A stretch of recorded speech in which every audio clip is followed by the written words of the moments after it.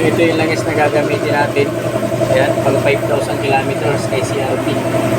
Tapos syempre mga boss, yung oil filter, every change oil, papalitan yan, ano?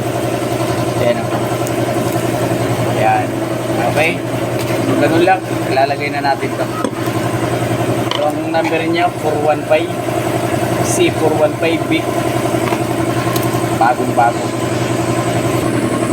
So ito, nilagyan natin ng oil, yung labi, para pag nilagay doon, lapat na lapat.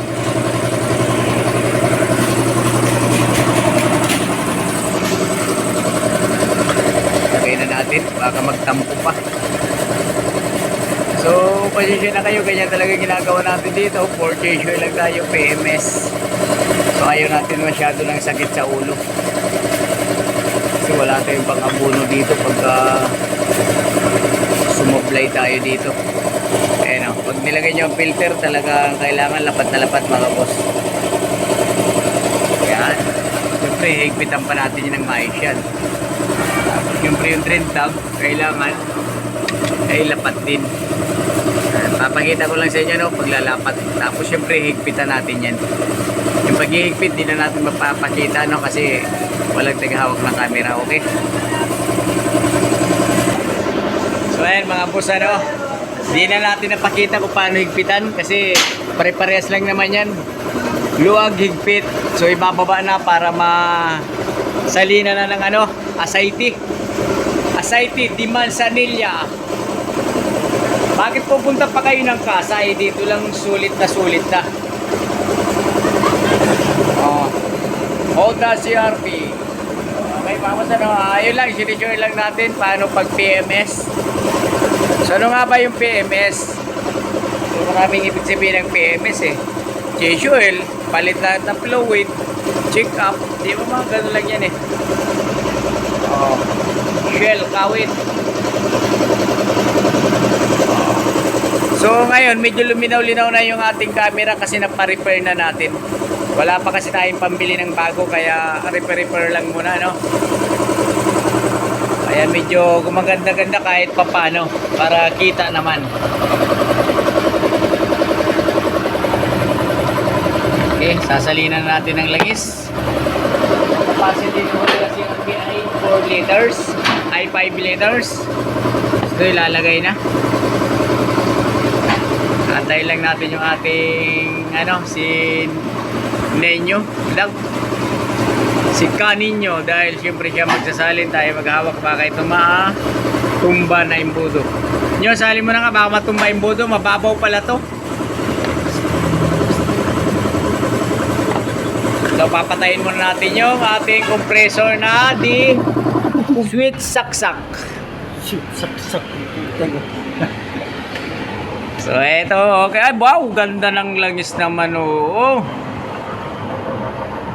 Napakasulit. Drain plug. Sarap. Kay tagal kung naghihintay na dumating. So ayun mga boss, ano, back to work.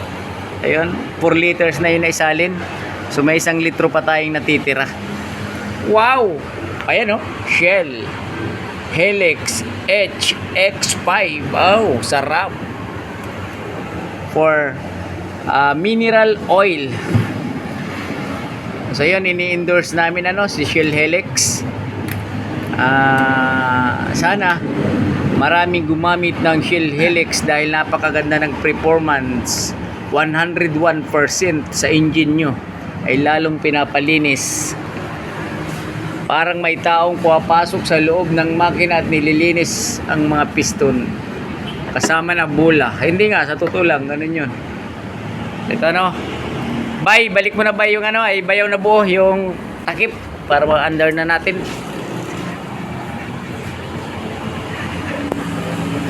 So ito lang, kami lang yung ano eh, vlogger na pobre kasi yun, nanonood lang eh, 2, 1, putang yun ang yan. Nagbogan niya, matagas na. Yung pobreng, kaya sa ano namin, ibabaguhin namin mga boss yung pamagatong namin, pobreng vlogger. So ito, start na natin na, paanda rin na natin.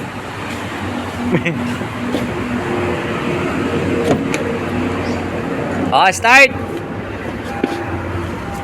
Oh, ganda ng CRV ah. Kahit ano, old model siya ng konti. So, maganda pa rin. Yun! So, kaya natin pinaandar mga boss para ma-check natin yung tamang level ng oil para pumasok doon. Kasi pagka hindi nyo pinaandar, nasa karangkis lahat yan. So, wala pang laman yung oil filter. Kaya pinapaandar na natin pag kayo ay nag-change oil. Diba? Pero ang tamang sukat nito mga boss ay sa umaga nakababa na yung langis. Pero may laman ang filter nung kasi napaandar nyo na eh. So, yun lang checkin na natin ang level ng oil.